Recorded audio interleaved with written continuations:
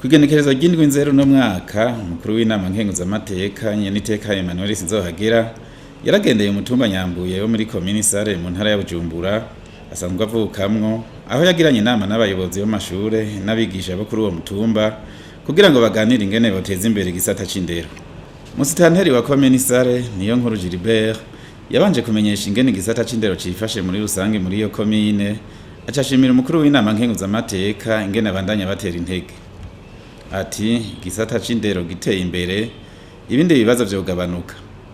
Kubijanye n'ico gisata yamenyesheje ko abigisha bitanga kandi ubakarusho kahari ugereranije no mu yindi myaka. Ku ruhande rwiwe umuyobozi ajeje w'igisata c'indero muri komine Isare Lucien MBANJERYIZA yamenyesheje ko mu mashuri amwe hari ubukene bw'ibitabo n'intebe, ko hari abigisha bakora neza ariko ko n'abacererwa canke basiba batabuze. Yaciye ahimiriza abayobozi gukurikirana abo bajejwe, abatakoza amasaha babwirizwa kwigisha bakayariha.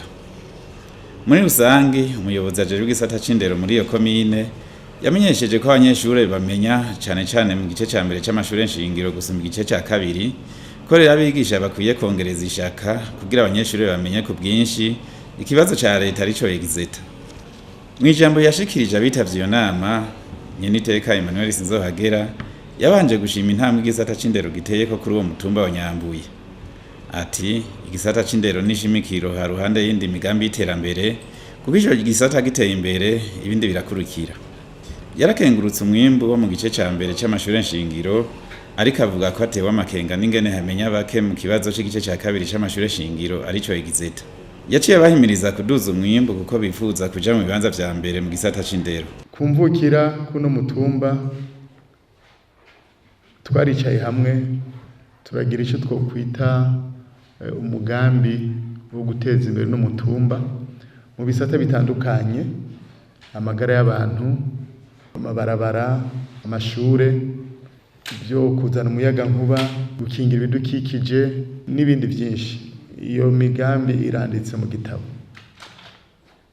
ariko na cane cane twarahagaze ku gisata c'indero kuko vyose biva ku ndero.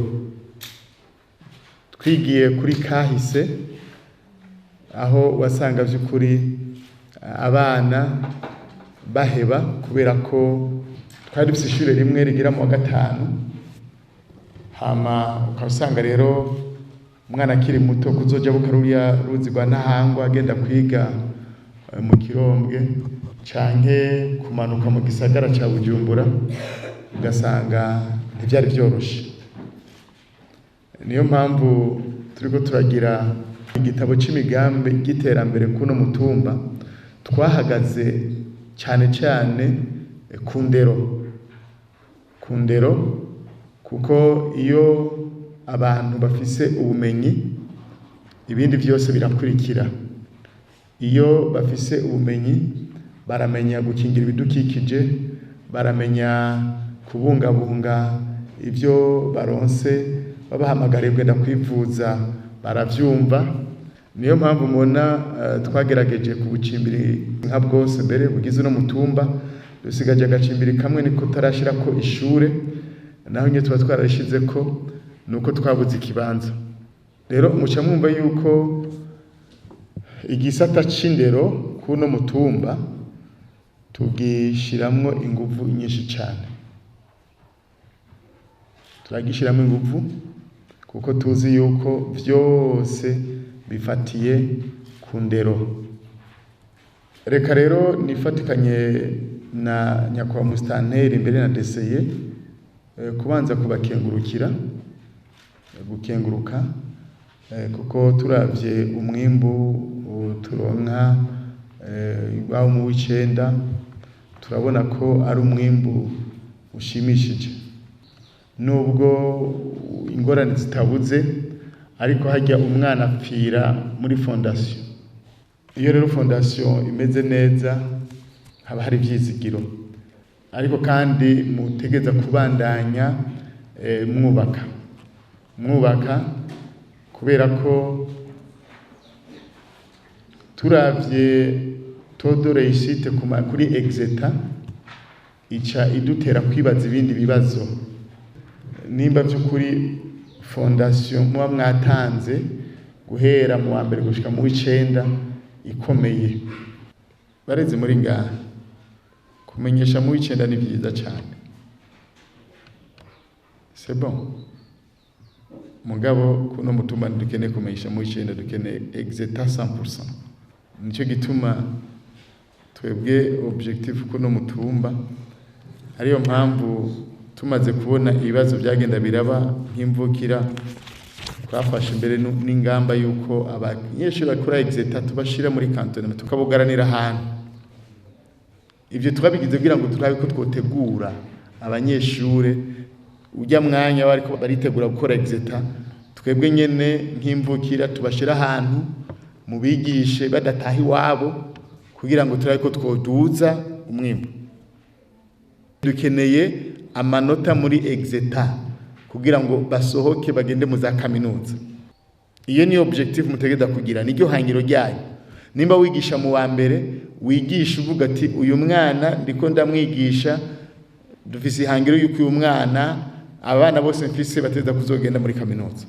Kwamenya nevieme yagera muri exeta karonko ubusa, ya resultat yanyu kuri twebwe ishiba ubusa muri sanzwe. Cyo tuvuga ati nta nakimwe mwakoze, kuko finalité siyo gutora nevieme, finalité nuko tumurungika akagenda muri kaminuza. Kubijanye n'ubukene bw'ibikoresho vy'ishure na cyane cyane ukubura ibitabo n'intebe, yavuze ko ico kibazo cerekeye n'ayandi mashuri yo mu gihugu cyose harimo n'ayamenyesha cyane, ahubwo nyabona ko bokongereza ishaka kugira bamenyeshe ku bwinshi. Yabahanuye kwirinda gucererwa kuko bizana ingaruka mbi ku bumenyi bw'abanyeshure, yongera bibutsa ko akazi ko kwigisha ari umuhamagaro bisaba kukitangira. Ati twisunga icivugo c'intara kivuga kiti tuduze umwimbu ikigwa ku cigwa ishure ku ishure. Nagira ndabibutse barezi muri ngaha icivugo abatuye muri no ntara twahagaze ko muri no mwaka. Uyu mwaka twahagaze ku civugo muri kino gisata c'indero, twavuze ngo tuduze umwimbu icigwa ku cigwa ishure ku ishure. Ico nico civugo twihaye nk'abatowe muri no ntara kugira ngo kino gisata c'indero turabe yuko intara ya Bujumbura yova mu zanyuma aho ugende mu zambere. Ko nta kintu kimwe gisigura ingene intara ya Bujumbura mu gisata c'indero tuba aba 16 15. Nta explication nimwe mwompa bubaho barezi notegera. Si ukuvuga ngo abana bo mu ntara kari bijuju, oya, iyo nsiguro ntayo numva, nta niyo notahura. Mugabo turakeneye yuko tuduza umwimbu icigwa ku cigwa ishure ku ishure. Amashuri yaduza amascore akaronka umwimbu mwiza, tukaja duteranya mu ntara zusha tusanga turaba mbere. Niki twifuza ko mutahura, niki twifuza ko mukora muzi intumbero iyo twifuza gushika muri no ntara. Turifuza yuko muri uno mwaka ikibanza ca 15 tugisezerera tukaduga mu bibanza vya mbere, ko nta kintu na kimwe ikibuze. Iyo turiko turavuga amadefi nkuko dese yabivuze, ibitabo ni mu Burundi bwose, si kuno mutumba gusa, si muri no komine gusa. Ivyo ni bibazo musangiye mwese, mugabo hakacaba ikibazo. None kari ikibazo musangiye ni gute hari aho bamenya mwebwe ngamupobeko. Iyo abacari ikibazo kiraba ikomine imwe twari kuvyumva, iyo abacari ikibazo kiraba intara imwe cyari kumvikana. Mugabo ni ikibazo c'igihugu kubera ama reforme muzi mwebwe nyene ariko arakogwa. Ibitabo byo guhera mu wa gatatu gushika mu wa gatandatu mu gihugu cyose ntavyo. Urumva iyo ni ngorane musangiye mwese. Nga ikibazo kica kiza niki? Ni kubera iki mu ntara zimwe bamenya malgré iyo defi ahandi ntimumenyeshe. Nabwiye abantu ati gukora akazi ugataha mu gisagara ca Bujumbura iwanje nta ngorane ndabibonamo. Eka nawe utaha ni Bubanza nta kibazo. Ikibazo ico ndagusaba uraza amasaha y'akazi nimba mutangura saa moya nimba isa ko sizera no so ubushitseho shikaho hanyuma hageze kwitahira utaha mu Cibitoki nta kibazo utaha muri Gihanga nta ngorane pourvu yuko amasaha yo gutonda uyubahiriza. Turifuze ko by'ukuri kino kintu tucumvikanako rotare nk'uko yabivuze deseye y'isaha imwe amasaha abiri agira impact ku bumenyi mutegeza gutanga. Hari igihe nk'umwarimu ushigira tendance yo kunyarutsa programme kugira ngo by'ukuri izohere uratrape ya masaha mugabo ugasanga by'ukuri umwana nta na kimwe atahanye kubera ko wabigize wihuta kugira uratrape wa mwanya watakaza. By'ukuri murafise amadefi enorme suko tudatahura izo defi mugenda muhora nazo mugabo ndakunze kuvuga ngo kuba umurezi ni vocation n'umuhamagaro. Akazi k'umuhamagaro karatandukanye n'akandi kazi atara kumuhamagaro. Umuhamagaro uguhamagarira gukora ibirengeye kubera ko n'umuhamagaro. Umuhamagaro ugusaba meme kugira des sacrifices n'umuhamagaro. Ikibazo kihari no munsi nuko ushobora gusanga by'ukuri hariho abarezi bamwe badafise umuhamagaro wo kurera. Bubaho muri ngaha akazi k'uburezi sakazi n'umuhamagaro. Ufashe ibikorwa mukora ko arakazi ucugira esheke mwatiza kugafata nk'umuhamagaro igikorwa witangira nka kujya kwabihebeye Imana patiri abapastori abacamanza abaganga ubwo nubuzi bw'umuhamagaro subuzi nk'ubw'abandi kuko udafise umuhamagaro usanga uriko wicira wa mwundi mugenza wafise umuhamagaro. Nukuvuga jewe ndi mu wa mbere ntafise umuhamagaro uwo mu wa kabiri mba ndamuhaye charge nini cyane ore yategeza kubakira kuvyo wewe wahejeje kubaka uwo washize kitafari uwo mu wa kabiri akacagereka ko irindi. Igihe rero wewe mu wa mbere udafise uwo muhamagaro uca wumva yuko nubwo abandi baza kubaka biguma bikoroka kubera ko bubakira ku bintu bidakomeye. Nimba mu wa mbere yubatse neza mu wa kabiri ntiyubake neza uwo mu wa gatatu agira ikibazo.